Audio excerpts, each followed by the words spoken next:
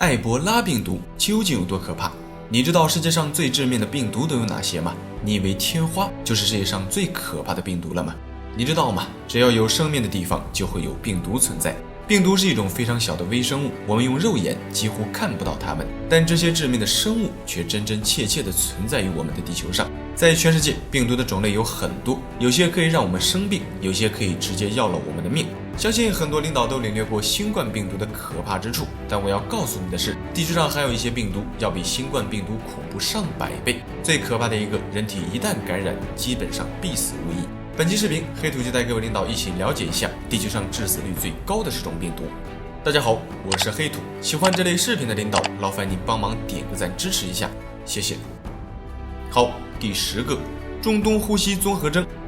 它与2019年的新冠病毒一样，也是一种冠状病毒，但是致死率却要比新冠病毒高出15%，也就是说它要比新冠更加可怕。2015年的5月20日，一名从中东旅游回来的68岁韩国男子就感染了这种中东呼吸综合征病毒。仅仅过了3周的时间，韩国当地的多家医院就相继出现了同样的病例。短时间内，在韩国就造成了185人感染，38人死亡，近1.7万人被隔离，上千所学校停课，10几家医院因遭到了感染而关闭。疫情的扩散还导致外国的游客锐减，给韩国经济造成了很大的冲击。这种病毒于2012年在沙特阿拉伯首次得到确认，自发现至今，这种病毒在全球共波及到了27个国家和地区，造成800多人死亡，其中80%的感染者都来自沙特阿拉伯。感染了这种病毒的人，首先会出现发热、咳嗽、呼吸困难以及肺炎等症状，它的病死率高达35%，并且至今仍没有疫苗可以预防这种病毒。这就意味着每100个被感染的人之间就有35个人死亡，致死率非常的高。据研究表明，生活在中东地区的单峰骆驼很有可能就是这种病毒的感染源。第9个，汉坦病毒。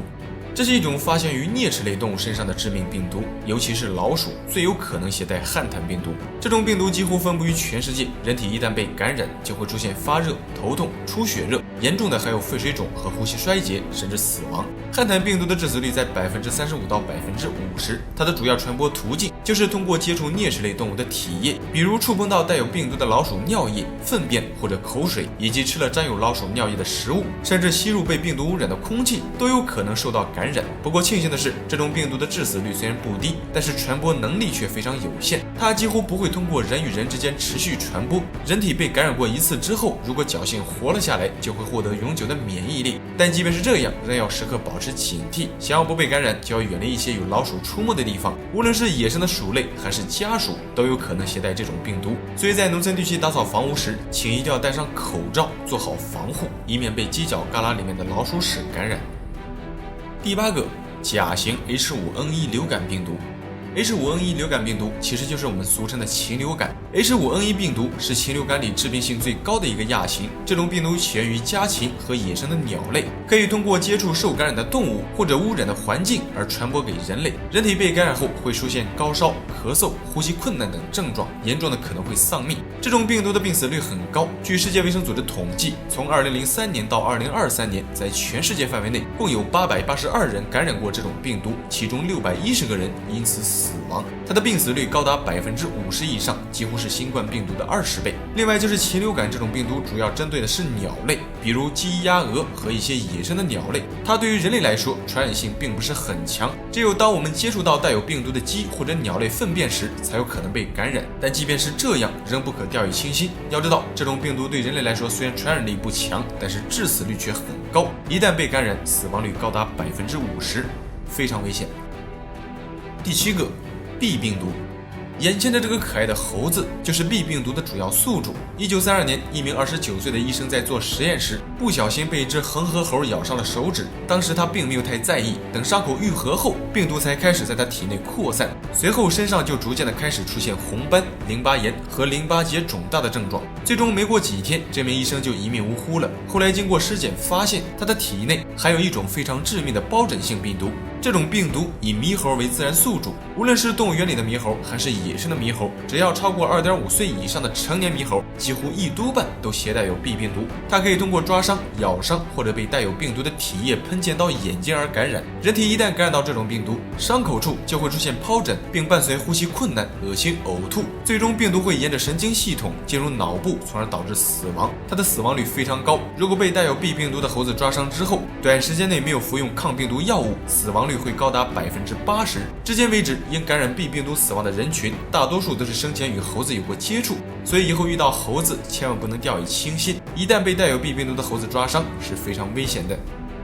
第6个，马尔堡病毒。这是一种高度致命的出血热病毒，它与埃博拉病毒同属一科，传播方式也是通过体液传播。人体一旦感染了马尔堡病毒，就会导致全身出血而亡，死相相当恐怖。这种病毒的死亡率高达88%，并且至今为止仍没有特效药物可以治疗。人体一旦遭到感染，死亡率会非常的高。这种病毒是在1967年首次被发现，当时在德国的马尔堡，有人因接触到了来自非洲的一种名为绿猴的猴子之后，身体就开始发烧、恶心、呕吐。8-9天之后，身体就开始大量出血，最终因器官衰竭而亡。后经过研究发现，这种病毒并非只通过猴子感染，生活在阴暗洞穴内的蝙蝠也有可能携带马尔堡病毒，特别是埃及的果蝠，这个家伙的体内携带有很多种病毒，马尔堡病毒只是其中之一，非常可怕。第5个，艾滋病毒。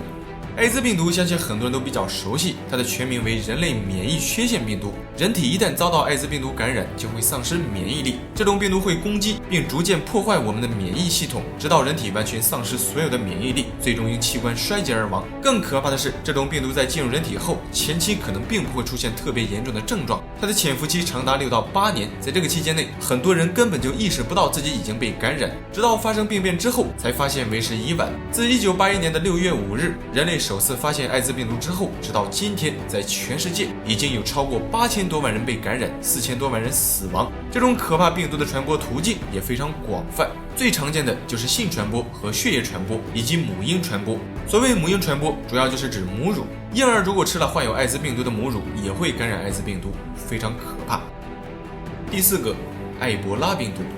它可能是迄今为止人类发现的最可怕的一种致命性病毒。这种病毒十分罕见，致死率极强，它被世界卫生组织列为世界上最高级别的病毒之一，比艾滋病毒要可怕得多。人体一旦感染埃博拉病毒，以目前的医学治疗速度，基本上很难赶上病毒攻击人体的速度。它的病死率高达90%，非常可怕。1976年，埃博拉病毒首次出现在非洲刚果北部，短时间内病毒就蔓延至附近的55个村庄，导致上百人死亡。遭到感染的人首先会出现高烧、头痛、咽喉痛，之后病毒就会外溢，导致人体内外出血，血液凝固，坏死的血液很快便会遍及全身的各个器官，感染者最终会出现七窍出血的恐怖症状，用不了多长时间就会一命呜呼。用一位医生的话来说，感染上埃博拉的人会在你面前融化成一潭血水，非常可怕。埃博拉病毒具有高度的传染性，它可以通过接触血液、唾液、尿液以及粪便传播。更为可怕的是，这种病毒至今为止人们仍没有攻克，它的真实身份到了今天仍是一个不解之谜。没有人知道埃博拉病毒在每次大爆发后会潜伏在什么地方，也没有人知道第一个感染者究竟是怎么染上这种病毒的。正是因此，使得埃博拉病毒成为了人类有史以来遇到的最可怕的病毒之一。因为人类一旦感染，没有注射疫苗，也没有办法治疗，非常可怕。